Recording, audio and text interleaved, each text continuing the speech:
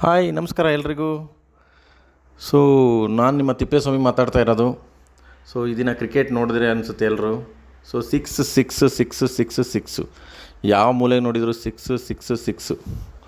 So ಏನು ಎಲ್ಲಿ ನೋಡಿದ್ರು ಸಿಕ್ಸು ಬೌಂಡ್ರಿ. ಅಭಿಷೇಕ್ ಶರ್ಮಾ ಎಡಗೈ ದಾಂಡಿಗ, 25 ವರ್ಷದ ಎಡಗೈ ದಾಂಡಿಗ, ಭಾರತ ಕ್ರಿಕೆಟ್ನಲ್ಲಿ ಈ ಫೆಬ್ರವರಿ 2, 2025 ಸುವರ್ಣಾಕ್ಷರಗಳಿಗೆ ಬರೆದಿಟ್ಕೋಬೇಕು ಅವ್ರು ತನ್ನ ಜೀವನದಲ್ಲಿ. ಅಂತಹ ಒಂದು ಅಮೂಲ್ಯವಾದ ಇನ್ನಿಂಗ್ಸ್ ಆಡಿದ್ದಾರೆ. ವಾವ್! ಸಿಕ್ಸರ್ ಅಭಿಷೇಕವೆಂದೇ ನಾವು ಈ ದಿನ ಅವ್ರನ್ನ ಕರೀಲೇಬೇಕು.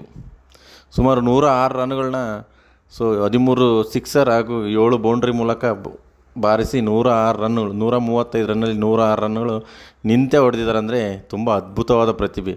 ಭಾರತ ಕ್ರಿಕೆಟ್ ತಂಡಕ್ಕೆ 2ನೇ ಅತಿ ವೇಗದ ಶತಕವನ್ನು ಬಾರಿಸಿದ್ದಾರೆ. ಈ ಮುಂಚೆ ಮೊದಲನೇದು ರೋಹಿತ್ ಶರ್ಮಾ ಅವರು ಬಾರಿಸಿದ್ರು 35 ಎಸೆತಗಳಲ್ಲಿ. ನಂತರ ಈ ಅಭಿಷೇಕ್ ಶರ್ಮಾ 37 ಎಸೆತಗಳಲ್ಲಿ ತನ್ನ ಒಂದು ಸೆಂಚುರಿನ ಬಾರಿಸಿದ್ದಾರೆ. 2024-25ರಲ್ಲಿ 16 ಮ್ಯಾಚಲ್ಲೇ 2 ಸೆಂಚುರಿ ಬಾರಿಸಿ 2 ಹಾಫ್ ಸೆಂಚುರಿ ಬಾರಿಸಿದ್ದಾರೆ. ವಾವ್! ತನ್ನ ಗುರುವನ್ನೇ ಮೀರಿಸಿದ ಶಿಷ್ಯ ಅಂತಂದ್ರೇ ನಾವು ಹೇಳ್ಬೋದು. ಇದೇ ಇಂಗ್ಲೆಂಡ್ ವಿರುದ್ಧ 2007ರಲ್ಲಿ ಡರ್ಬನ್, ಸೌತ್ ಆಫ್ರಿಕಾದಲ್ಲಿ ಯುವರಾಜ್ ಸಿಂಗ್ರು 12 ಎಸೆತಕ್ಕೆ ಹಾಫ್ ಸೆಂಚುರಿ ಹೊಡೆದರು. ಅದೇ ರೀತಿಯಾಗಿ ಅದೇ ಇಂಗ್ಲೆಂಡ್ ತಂಡದ ವಿರುದ್ಧ 17 ಎಸೆತಗಳಲ್ಲಿ 2ನೇ ಅತಿ ವೇಗದ ಅರ್ಧ ಶತಕವನ್ನು ಸಹ ಅಭಿಷೇಕ್ ಶರ್ಮಾ ಇಂದು ಬಾರಿಸಿದ್ದಾರೆ.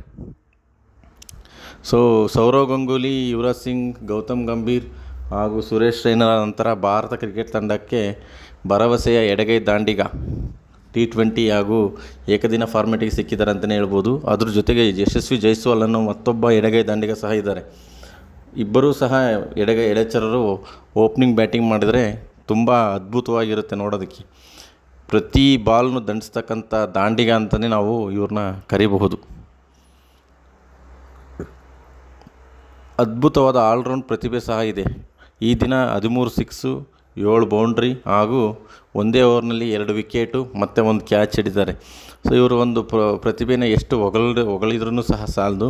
ಇವರು ಕ್ರಿಕೆಟ್ನ ಇನ್ನೂ ಉನ್ನತ ಸ್ಥಾನಕ್ಕೆ ಏರಿ ನಮ್ಮ ದೇಶಕ್ಕೆ ಒಳ್ಳೆಯ ಕೊಡುಗೆ ಕೊಡಲಿ. ಯುವರಾಜ್ ಸಿಂಗನಿಗಿಂತ ಒಳ್ಳೆಯ ಪ್ರತಿಭೆ ಮತ್ತು ಇವರಿಂದ ಬರಲಿ ಅಂತ ಹೇಳ್ತಾ ನನ್ನ ಈ ಮಾತುಗಳು ಮುಗಿಸ್ತಿದ್ದೀನಿ. ಜೈ ಹಿಂದ್, ಜೈ ಕರ್ನಾಟಕ ಮಾತೆ.